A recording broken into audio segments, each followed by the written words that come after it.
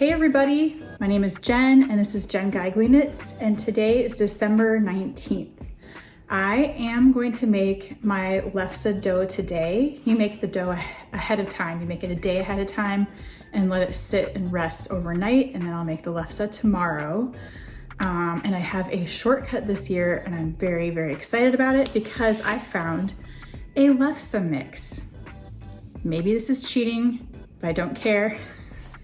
If you have ever made lefse or if you know what it takes to make lefse, making the dough is a whole ordeal because you have to, it's made from potatoes. You have to boil the potatoes, peel the potatoes first, boil them, and then you have to put them through a potato ricer, and you have to get it like to this consistency where there's no lumps and it's like a whole thing. And it takes a lot of time, and it's a lot of work, and it takes a lot of potatoes to make the dough. It's a whole process. So I discovered Bethany Housewares, which is the source if you ever look for lefse equipment, like the lefse iron and all the accessories. They're all sold by Bethany Housewares. It's like the main place to get them in the US at least. And then I discovered they have a lefse mix. And so I'm definitely trying this and I'm super excited about it. And it's gonna save me a ton of time and effort. So I'm using this today, and then I'm gonna make my discs, and I have a special container I put them in the fridge and leave them overnight, and then I'll do the rest of the process tomorrow. But let me show you all the equipment it takes to make lefse. And I remember when I decided to go in and like get this stuff, it's kind of expensive. So I did this a few years ago, but I was committed to the lefse because I wasn't able to find it locally. And now I think I can get it here, but I hadn't seen it for a long time, and I really missed having lefse during the holidays. So I got the equipment, and it is like large. So you need a place to store all the stuff. So I honestly keep this in my basement during the rest of the year but I've made it every year since I bought it. So it's like worth it to me. First, you need the lefse grill, which you can use for other things too, like tortillas and stuff. But this is the official Bethany Housewares Heritage Grill. It's like a pizza box. It's quite heavy. It's very nice.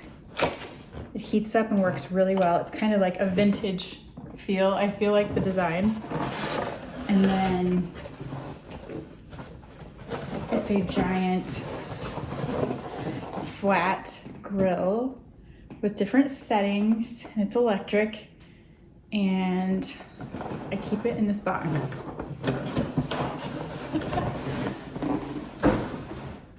Then you have to get the lefse accessory kit, which is upside down. The lefse accessory kit, which includes your lefse board, little feet on the bottom, and you cover your lefse board with this pastry cloth, which I washed last year, and then I always stuff it back in the box so it's all wrinkled. But this is like a guide for when you're rolling to see your dimensions. I don't worry about the dimensions. I just try to get it even and flat. But this will make you, if you really care, to make a nice circle. It says pie crust, cookies, pizza, lefse, etc. on the cloth. And then you need the lefse stick with the official design. All the lefse sticks I've seen have this, although I saw one time on Etsy that somebody makes like personalized ones. You can get your name or like something else painted on it. This is like the classic lefse stick, and it's tapered, so like thick on this end and it goes to very thin. And this is how you get it off the board. You kind of roll it onto the grill with this. It's very important, and you can't make lefse without the lefse stick. And then you have the lefse rolling pin, which is different because it has these grooves. And mine's a little dirty, I should clean it. It has some leftover from last year, I think. If you ever see one of these really heavy rolling pins with the grooves, it's like a pastry rolling pin. It's like hefty. And then it comes also with a cover. So I washed this last year too. It's like a little sleeve, and you fit it over the top like so. And then it covers it and keeps it clean. And then, I don't know why you need it. I don't know why the grooves are there if you have this, but it does leave little lines in your lefse. I don't know. I don't question the process, but this is what you need. So those are all the things that come in this giant box. And so yeah, I store these in my yarn room, like with my yarn bins. I put these on top the rest of the year because it's massive and heavy. But yeah, I'm excited to make my lefse tomorrow. Like, I can taste it already. I love it so much and I'm excited. And lefse, if you don't know, a lot of people are familiar with it now, but it's like a potato. It looks like a tortilla, but does not taste like a tortilla. And you can make it, if you're very traditional, you'll eat it with like lutefisk. You can have fish, you can have butter, you can be like a savory thing, but I eat it in a sweet way. Like my grandma made it as like a dessert. And we put butter, you could sprinkle sugar, you can do sugar and cinnamon, or you can do brown sugar. And I'm sure there's lots of other ways to prepare it. You can do cream cheese and jam or just jam. And so that's kind of what it is. And that's what I'm gonna be making. And it's traditional Scandinavian treat, but like my grandma had it all year round, and we had it, she always had like a coffee, like an afternoon coffee time where like my grandpa and everybody would come. They were all farmers and stuff, and she would serve lunch, but it was like an afternoon snack type thing, and they'd have coffee and lefse or whatever else she had made, kringla oftentimes, cookies, whatever. So now I make the lefse and I just make kind of small batches and then enjoy it over the holidays. So let's go make the dough.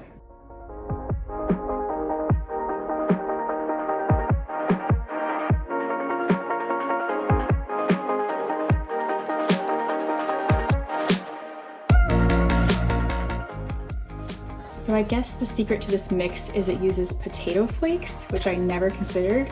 So that's kind of genius. So step one is I just had to boil some water with some butter, add it to package 1, which has the potato flakes, so it smells like buttery potatoes right now. And then you let it cool for a little bit, and then you add package 2. And then I'm gonna make the dough balls and form them into little discs and put them in the fridge.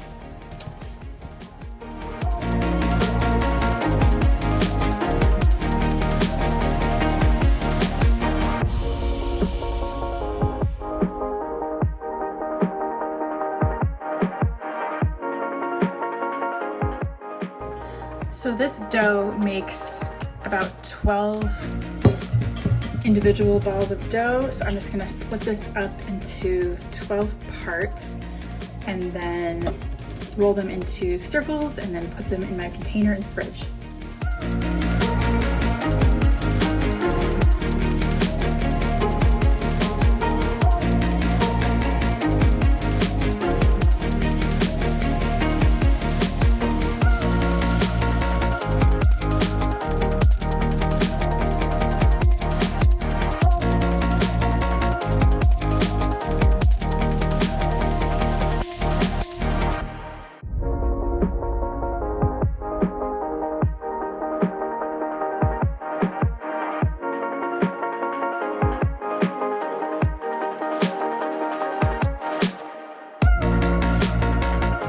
The dough is in the fridge and ready to go. It's gonna rest overnight. It doesn't rise or anything, it just kind of rests. And then I will get it out tomorrow, roll it out on that big board, put it on the grill, and I'll have some lefse treats for the holidays, which is my favorite. The whole thing is, it's my favorite to do it. Once I get all the stuff out, like that's the hardest part, is bringing these upstairs and getting all the things out. Then it's really a breeze because you make the dough one day, which was easier this time. Like that was amazing. And then do the actual grilling tomorrow. So it's kind of split up into doable parts, which I like. So I'm excited to get that going tomorrow. Come back and watch to see how that works. And then today, I don't know if we have much else going on. I'm just gonna go do some freelance work, same old stuff. Make dinner. I have to catch up on my Arne and Carlos knitting. I have fallen at least 3 days behind, but I can do it. Like, it's not so far that it's out of control. Speaking of Arne and Carlos, you may have seen, if you follow their YouTube channel or if you're doing the stocking knit along, that signups just opened up for their Arne and Carlos Knitting Under the Northern Lights cruise in Norway. And I want to go so badly. I cannot express. This has been on my wish list for a couple years now, but it is a lot of money. It's just like something I need to start my Arne and Carlos cruise savings account and figure out a way to make it happen. I was talking to my friend Erica this morning about it because we want to go together really, really, really badly. But it's just not gonna happen this year. But we were like talking about all the ways we could try to make it happen. But the list of things you do is unbelievable. And if you can go, you need to go and go sign up now, because I think it sells out really fast. But listen to this schedule. Where's the program? Okay. It's unbelievable. And I've never been to Norway. It's like my roots. I'm like half Norwegian. I'm Norwegian, German, Swedish, but I'm like, someday I have to go do this. It's just, and with knitting, it's too good. So day one, you arrive in Bergen. Check into your hotel in Bergen. It's the Havnekontoret Hotel, located in the Bryggen area. There's a welcome reception and drinks with Arne and Carlos, followed by a welcome dinner in a local restaurant near the hotel. Then, day two, you have a lovely breakfast at the Havnekontoret Hotel, and then it's time to check out and have a full day tour of Bergen and the surrounding area. A very interesting visit to Norway's oldest yarn factory, Hillesvåg, is on the program. Forgive my pronunciation, I'm just trying. This is not real. I don't know how to say these words, but I'm gonna research it and learn more about this area. So yeah, Norway's oldest yarn factory, with an opportunity to buy their products at the factory outlet. After this, we will learn more about Norwegian textile industry with a visit to Salhus Trykkefabrikk, a former textile mill and heritage site from 1859 just outside of Bergen. So already on day two, it's like, you're doing so many things. This is now a textile industry museum, and where we'll also enjoy lunch. The tour ends at the cruise terminal and you embark at blah, blah, blah. Welcome cocktail on board. The Havila with Arne and Carlos is at this time. You will receive your mystery knit-along kit. Stop it. This is too amazing. There's a mystery knit-along kit for the cruise? I cannot. Dinner will be served at the Havrund restaurant after our welcome drinks. Day three.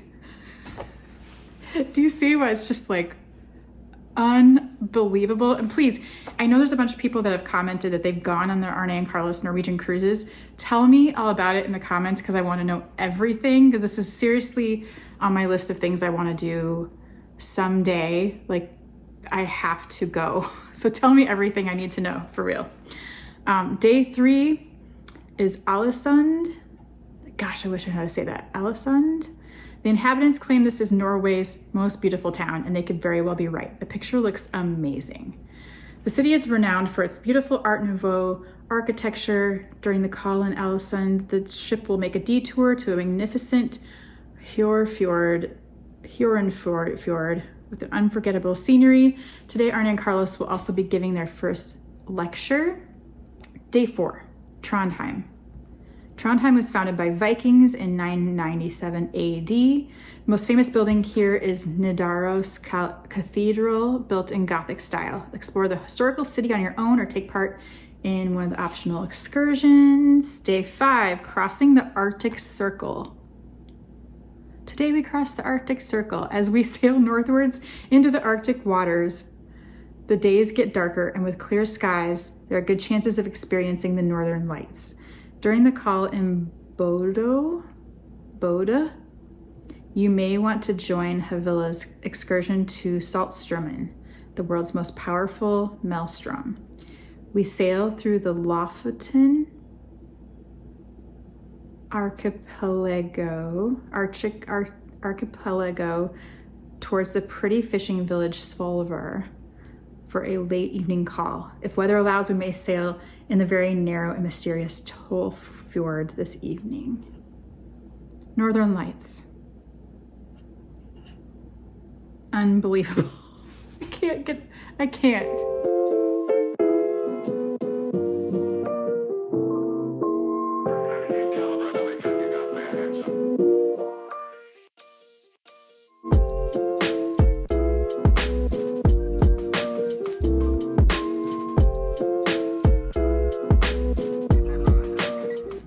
Day 6, and enjoy Norway's beautiful coastal scenery as the ship sails northbound, carrying not only passengers but mail and goods as well. This is a working ship with an interesting mix of locals and tourists. In the afternoon, the ship will arrive in Tromsø, gateway to the Arctic and the largest city in northern Norway. I should know how to say it then. Tromsø. Tromsø? Also called Paris of the North because of its lively restaurant and bar scene. Day 7, at the top of Norway, North Cape. Arrival Honningsvåg, the portal to the North Cape, where a globe monument marks the top of Europe. I see, the photo is cool. This very popular excursion up to the dramatic promontory is included in this travel adventure. Day 8, Kirkenes is the turning point for the northbound journey. The Coastal Express changes directions and heads south, and we say goodbye to Arne and Carlos and disembark from our lovely ship. As a new adventure awaits as we make our way to Kirkenes Airport for the domestic flight to Oslo. Oh, it's not over yet. Oh my gosh. A transfer bus is provided from the airport to the Hub Hotel, which has a great location in downtown Oslo, near the central station and with many attractions and restaurants within walking distance. After check-in, enjoy the rest of your day at your own leisure to explore Oslo. Day 9 is Oslo. We will have a full day city tour visiting many of the major attractions in Oslo, such as the Vigeland Park, the Holmenkollen ski jump, and the Folk Museum. A lovely lunch is included, which will be our last lunch together as a group, our farewell lunch. After returning to the hotel in the early afternoon, take the opportunity to do your own exploring or maybe last minute shopping in Norway. Day 10, after breakfast at your own leisure, check out from the hotel at the Hub for individual departures to your home destinations by your own arrangement. Thank you for joining us on this adventure and safe onward travels. Wow. Okay, again, everybody who watches this channel who has been on these cruises, please tell me everything. Everyone I've talked to who's been on these cruises just has great stories to tell and absolutely love their experience, so I do want to hear everything. Did you get motion sickness? Because that is kind of my big thing. I have horrible motion sickness problems, and I've been on one cruise before and it was okay, but I did get a little bit sick, so I do want to hear all your tips and tricks for that, because someday I'm going to Norway for the cruise.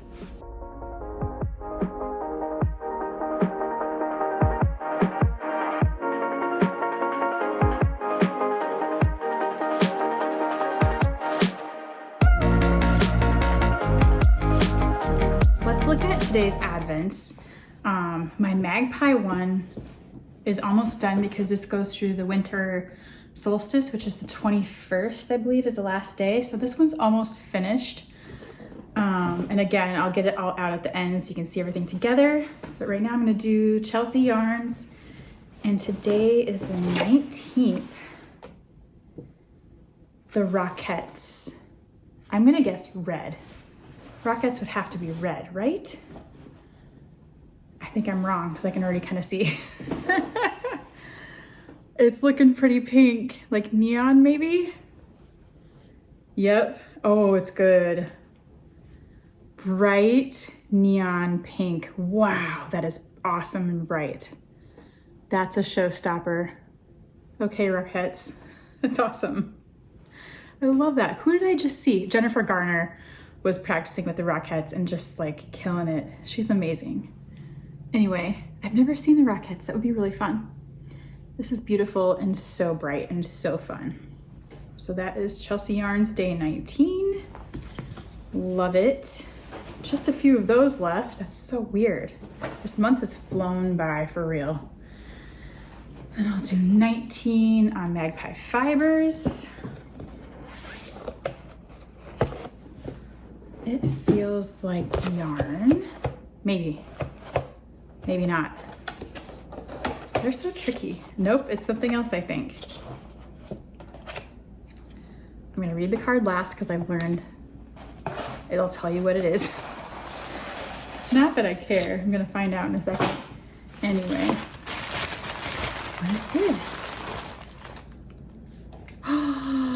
It's tea, but like really, really pretty tea. Look at this packaging. It's so nice. Tea with, wait, Winter Bliss. Winter Bliss black tea. It's caffeinated, a holiday blend of white, black, and green tea with hints of almond, cinnamon, and chocolate. 5 tea sachets. Okay, this looks so nice. Tea with Tay. I love tea. I can't wait to try this tonight. This is so cute. Let me read the card. This is Rachel, the Strange Brew Magpie. I know this color. There's a color called Strange Brew, I think. Is that right? I think it's this color that I love. It's chartreuse. And Rachel is a Cancer, and I have, like, all my besties are Cancers. Every one of my really good friends is a Cancer, which is really interesting. Rachel, a member of our dye royalty, devotes her days to the meticulous art of yarn dyeing, where her perfectionism shines. Her serene presence fills the studio, but her wit can take us all by surprise, turning quiet moments into laughter. If you ever wondered what makes our Strange Brew color so enchanting, here's a secret. It's Rachel's favorite color to dye.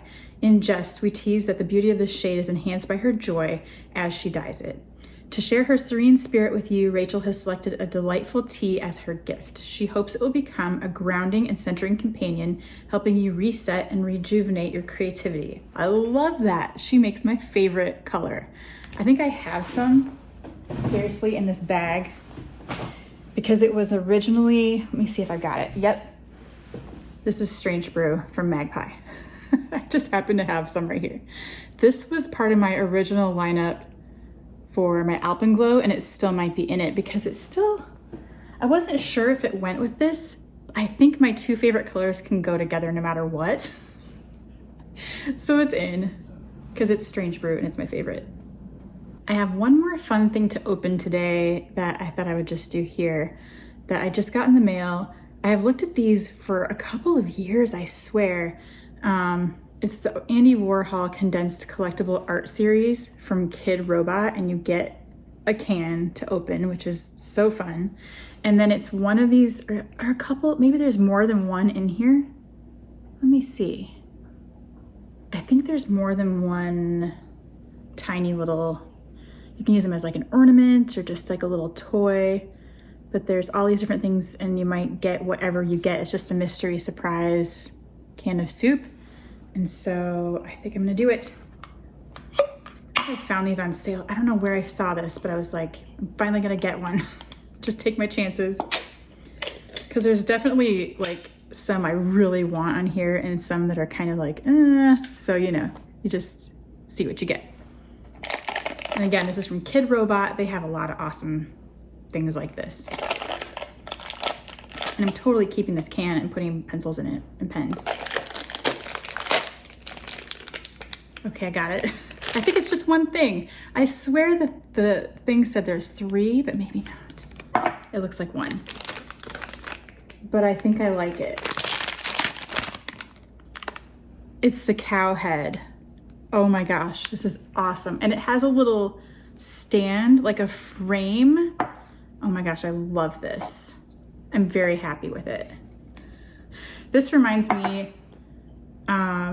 I saw this, where did I see this? In New York? Where did I go to the big Andy Warhol thing? It must have been the MoMA a few years ago. And then recently in LA this summer with my kids, there was this awesome restaurant called Swingers Cafe below our hotel. And they had this wallpaper all over the whole inside of the restaurant in the back where we were sitting. And so this is like a fun memory of that. So I got a really good one. I really like this a lot. This is awesome. So it has the little thing on the back with Kid Robot and Andy Warhol's signature. I love that it stands up. This goes with all of our weird little, we have like shelves of this kind of stuff in the basement with our skateboards and stuff. And then we have like things like this up here too. And in Bowie's room, he has a shelf. So this will go somewhere cool. And I just love it. This reminds me of our LA trip, which I love.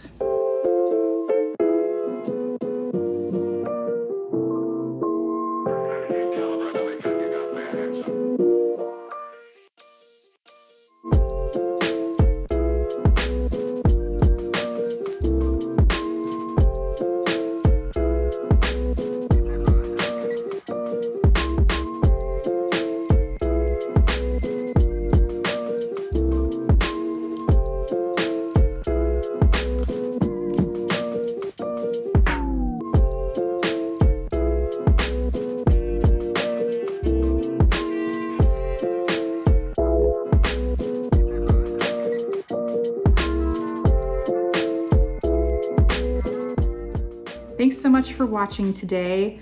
I will be making lefse tomorrow, so definitely come back and hang out with me while I do that.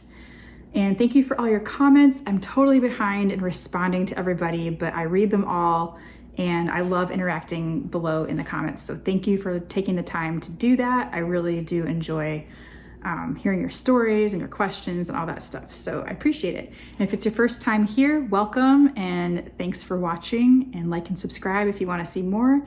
And I will see you in the next one. Bye.